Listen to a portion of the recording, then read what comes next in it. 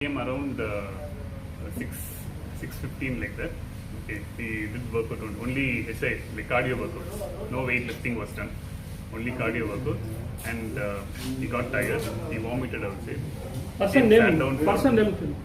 Sat down for 20 minutes, and then he was okay, and he told he left. So after that, so nothing has happened inside the gym. For your clarity. Person name, sir. S Madar.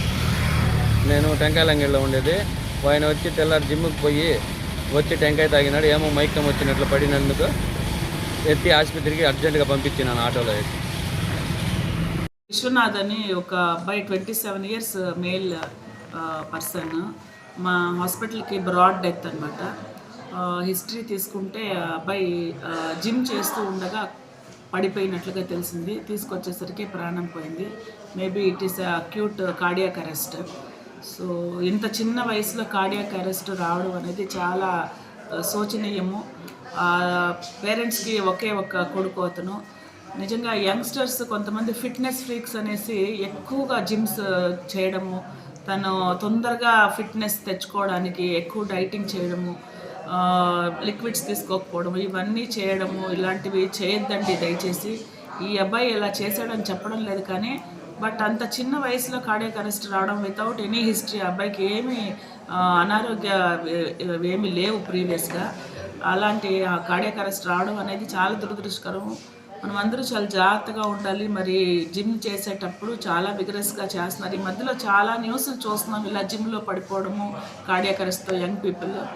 So young పీపుల్కి ఒకటే సందేశం ఏంటంటే, మీరు ఫిట్నెస్గా ఉండండి, కానీ విగరస్గా చేయొద్దండి. Liquids ఎక్కువ తీసుకోండి. ఇప్పుడు వాతావరణం మారింది, చలికాలం నుంచి ఎండాకాలం వచ్చింది. సో ఈ లిక్విడ్స్ కూడా తక్కువ తీసుకుంటే కూడా ఎలక్ట్రోలైట్ ఇంబ్యాలెన్స్ వస్తుంది. దీనివల్ల చాలా పరిణామాలు ఉంటాయి. కాబట్టి ప్రాపర్ డైట్ తీసుకోండి. డైట్ కూడా ఎక్కువ డైటింగ్ చేసేయడము, తొందరగా లావు తగ్గిపోవాలా లేకపోతే ఫిట్ అయిపోవాలా అనే ఆతృతతో చేస్తుంటే మాత్రము దుష్పరిణామాలు ఎదుర్కోవాల్సి వస్తుంది. నేనైతే తల్లిదండ్రులకి ప్రగాఢ సానుభూతి తెలియజేస్తున్నాను. 27 సంవత్సరాలు వయసుకు వచ్చిన బిడ్డ చనిపోవడం అనేది చాలా తట్టుకోలేని విషయం తల్లిదండ్రులకి. సో అందరూ జాగ్రత్తగా ఉండండి దయచేసి. తల్లిదండ్రులకి కడుపు కోత మిగిల్చకండి. మేడం, జిమ్ ఈ విధంగా ఎలా పడితే అలా యూజ్ చేస్తున్నారు, ట్రైనర్స్ లేకుండా అని చెప్పి మాకు ఇన్ఫర్మేషన్ ఉంది. దీనిపైన మీరేం చెప్తారు మేడం? ప్రాపర్ జిమ్ ట్రైనర్ ఉండాలండి. అంటే ప్రతి ఒక్క జిమ్లో కూడా జిమ్ ట్రైనర్ ఉంటేనే మంచిది. అదర్వైజ్ మనం బేసిక్ ఎక్సర్సైజెస్ అయితే చేసుకోవచ్చు. బేసిక్ థింగ్స్ విగరస్గా చేయాలి, మనము బాడీ బిల్డింగ్ చేయాలి, మసిల్ డెవలప్ చేయాలి, లేకపోతే వెయిట్ లిఫ్టింగ్ ఛాంపియన్షిప్ అట్లాంటి వాటికి వెళ్ళే వాళ్ళైతే డెఫినెట్గా డైట్ ట్రైనర్, జిమ్ ట్రైనర్ అయితే ఉండాలి కంపల్సరీ.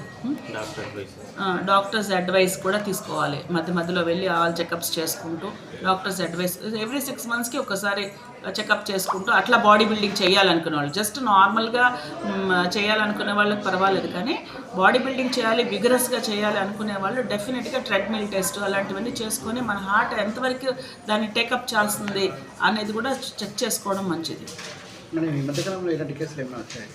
మనకి రాలేదు కానీ మీడియాలో అయితే చూస్తున్నాము.